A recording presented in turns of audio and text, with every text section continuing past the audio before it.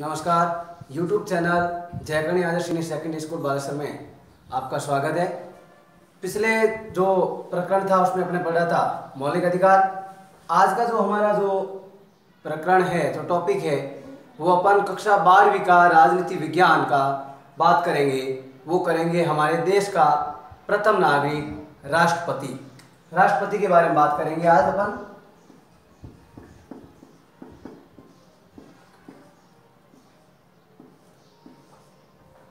राष्ट्रपति ये हर एक प्रतियोगी परीक्षा में इनमें से एक आधा प्रश्न उत्तर आता ही रहता है कि इसमें कौन सा अनुच्छेद है, योग्यताएं क्या है, उसके लिए और कौन कौन से नियम शर्तें बताई गई है।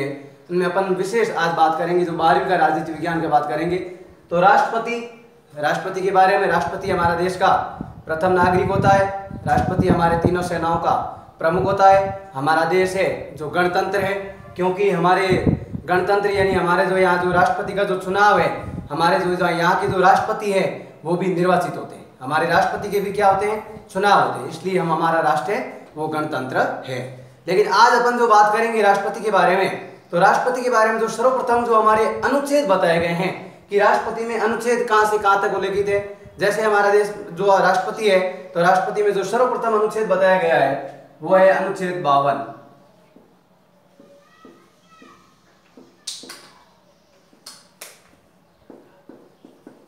अनुच्छेद 52 हमें ये बतलाता है या हमें इनसे ये ज्ञात होता है कि एक राष्ट्र के लिए एक राष्ट्रपति होगा।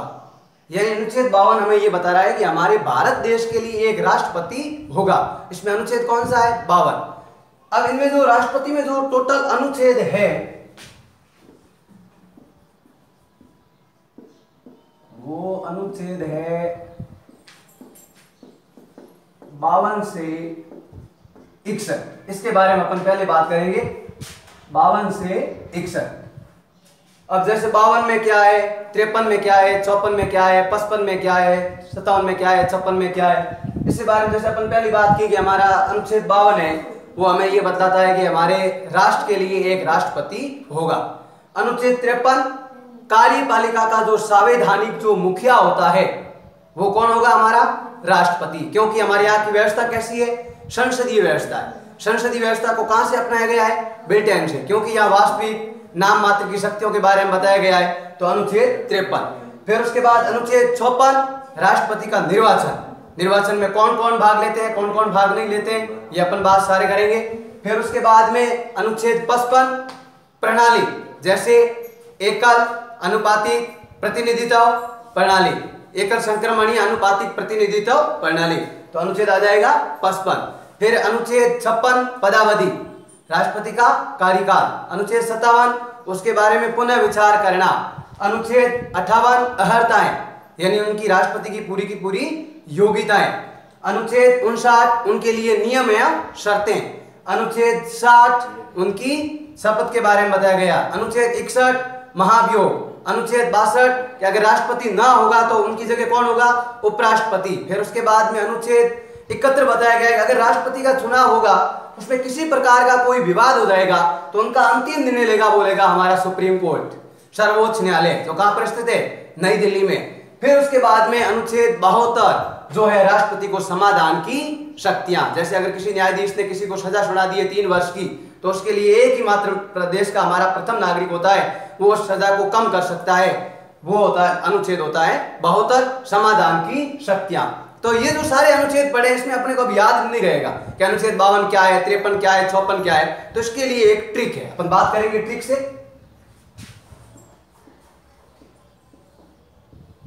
सारे अनुच्छेद आपको याद हो जाएगा।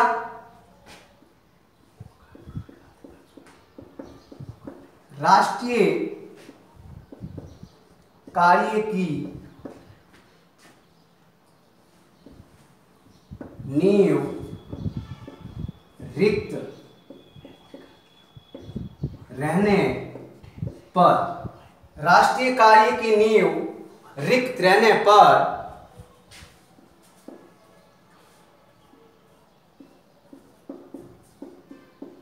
राष्ट्रीय कार्य की नींव रिक्त रहने पर पुनः विचार 8 शर्तें या कोई भी कह दो, शर्त कह दो, राष्ट्रीय कार्य की नींव रिक्त रहने पर पुनर्विचार 8 शर्तें एवं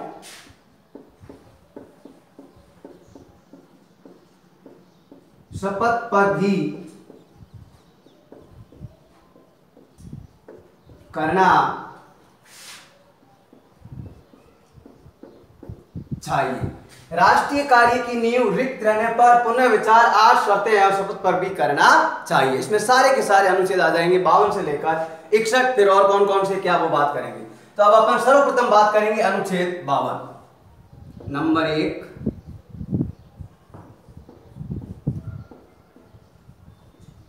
अनुच्छेद 52 राष्ट्रीय यानी हमारे भारत के लिए एक कौन होगा? राष्ट्रपति। अनुच्छेद 52 भारत के लिए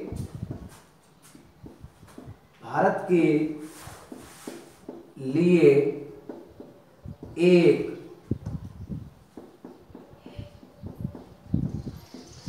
राष्ट्रपति होगा। अनुच्छेद 52 कार्य यानी राष्ट्रपति वो हमारे कार्यपालिका का क्या होगा? संवैधानिक मुखिया। अनुच्छेद 53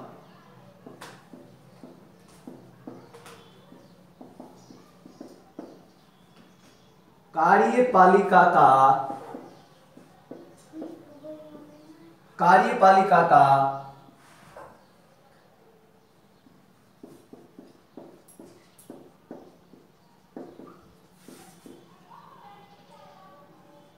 संवैधानिक मुखिया। अनुच्छेद 53 राष्ट्रीय भारत के लिए एक राष्ट्रपति होगा, कार्यपालिका का संवैधानिक मुखिया होगा, वो हमारा कौन होगा? राष्ट्रपति। तो ये अनुच्छेद 52 और 53 स्टिक से अपन चल रहे। फिर उसके बाद अनुच्छेद 54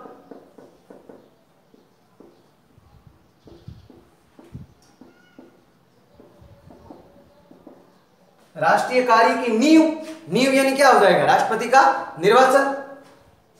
राष्ट्रपति का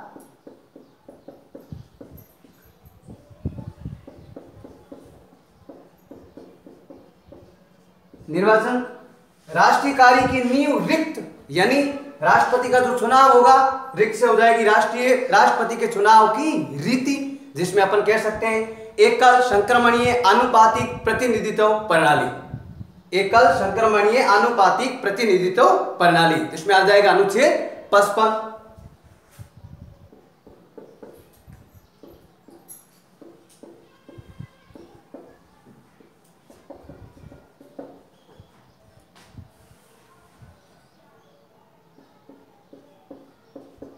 निर्वाचन की रीति यानी चुनाव किस प्रकार से होंगे, वही प्रणाली जो मैंने अभी आपको बताया। राष्ट्रीय कार्य की नींव रिक्त रहने पर, यहां तक ले लिया आपने, रिक्त रहने पर से अपन लेंगे पदावधि यानी राष्ट्रपति का कार्यकाल। अनुच्छेद 56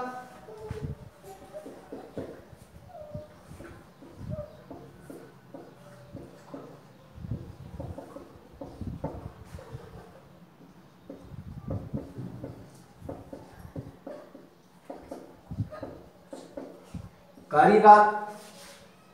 पुनः विचार अपने आप ही आ रहा, अनुच्छेद 57 नाम से स्पष्ट हो गया।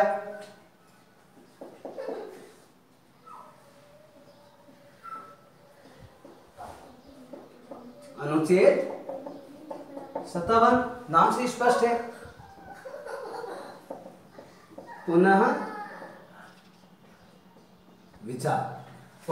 विचार अनुच्छेद 57। फिर उसके बाद में अनुच्छेद 58 ये अपन टिक लिया यहां तक। राष्ट्रीय कार्य की नींव रिक्त रहने पर पुनर्विचार 8 शर्तें एवं शपथ पर भी कार्य करना चाहिए। तो अनुच्छेद 52 भारत के लिए एक राष्ट्रपति होगा। अनुच्छेद 53 कार्यपालिका यानी कार्यपालिका का संवैधानिक मुखिया होगा, वो कौन होगा? राष्ट्रपति। फिर नींव यानी राष्ट्रपति का निर्वाचन। अनुच्छेद 54 मतलब अपन राष्ट्रपति के निर्वाचन की रीति। अनुच्छेद 56 में इनका पदावधि, इनका पूरा का पूरा कार्यकाल। अनुच्छेद 57 में पुनः विचार। फिर उसके बाद में अनुच्छेद 58 8 शर्तें यानी अनुच्छेद 58 से हो जाएंगे 8 शर्तें यानी राष्ट्रपति बनने के लिए जो पूरी की पूरी अर्हताएं, जो योग्यताएं होती है, उनमें हो जाएगा अनुच्छेद 58।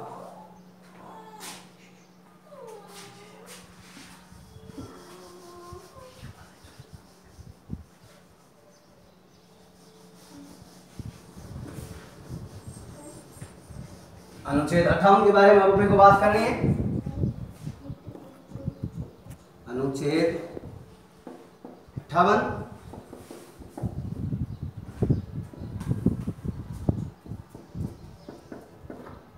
अर्हताएं, या अपन लिख दो योग्यताएं। फिर उसके बाद में शर्तें, अपने आप स्पष्ट। अनुच्छेद 59 उनके लिए नियम है, शर्तें। अनुच्छेद 59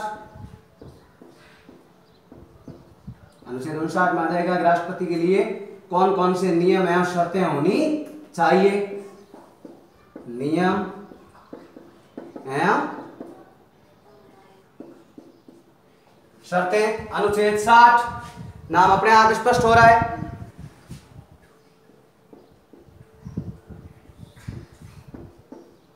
अनुच्छेद 60 नाम से स्पष्ट है, अनुच्छेद अपने आप सामने दिखाई दे रहा है अपने को। राष्ट्रपति का जो सर्वोच्च न्यायालय का जो मुख्य न्यायाधीश होगा वो उनको शपथ दिलाई जाएगी। फिर उसके बाद में पर भी अनुच्छेद 61 एक पीछे बचा है,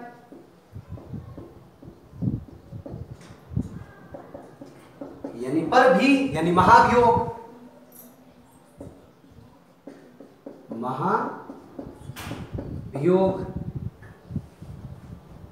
अनुच्छेद 61 तो अपने आप पूरा ठीक, ये अपने स्पष्ट काम में आ गया कि राष्ट्रीय कार्य की नींव रिक्त रहने पर पुनः विचार 8 शर्तें या शपथ पर भी करना चाहिए। अनुच्छेद 52 अभी 57 तक अपने पढ़ा ही था। अनुच्छेद 58 है, उनमें 8 यानी अर्हताएं राष्ट्रपति के बारे में। योग्यताएं में क्या होगा, वो भारत का नागरिक हो, आयु 35 वर्ष हो, दिवालिया घोषित ना हो, लोकसभा के सदस्य बनने की योग्यता रखते हो।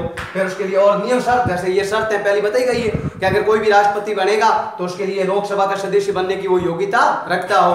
फिर उसके बाद अनुच्छेद 60 जो है, इनको जो शपथ दिलाई जाएगी वो कौन दिलाया जाएगा, हमारे भारत का सर्वोच्च न्यायालय का न्यायाधीश नहीं, मुख्य न्यायाधीश। पहली शर्त यही रहती है, अगर अपन न्यायाधीश बात करते हैं तो उत्तर गलत हो जाता है।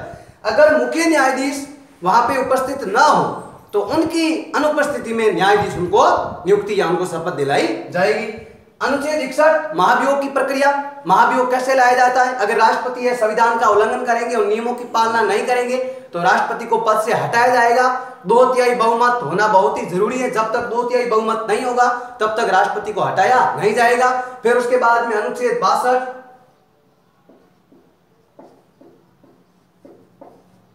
अनुच्छेद 62 में यह है पद रिक्त,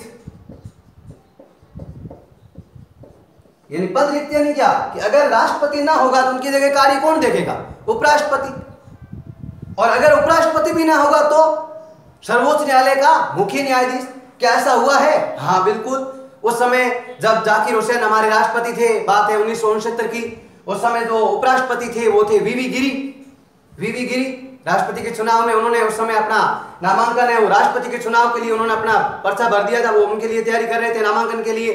तो उन्होंने अपने उपराष्ट्रपति से क्या दे दिया, त्याग पत्र। तो उपराष्ट्रपति का पद खाली, राष्ट्रपति की मृत्यु हो गई जाकिर हुसैन की।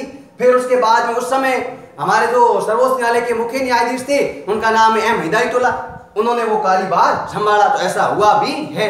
तो यानी अगर राष्ट्रपति ना होगा तो कार्य कौन देखेगा, उपराष्ट्रपति ना होगा तो कौन देखेगा, सर्वोच्च न्यायालय का मुख्य न्यायाधीश। क्या कभी ऐसा हुआ है? तो ये अपने बात अभी की है। जाकिर हुसैन के बाद वीवी गिरी ने अपना जो नामांकन है वो अपने राष्ट्रपति चुनाव के लिए कर दिया था। फिर उसकी जगह एम हिदायतुल्लाह ने उनका पद संभाला था। ये अनुच्छेद हो गया 62। फिर उसके बाद अपन बात करेंगे अनुच्छेद 71।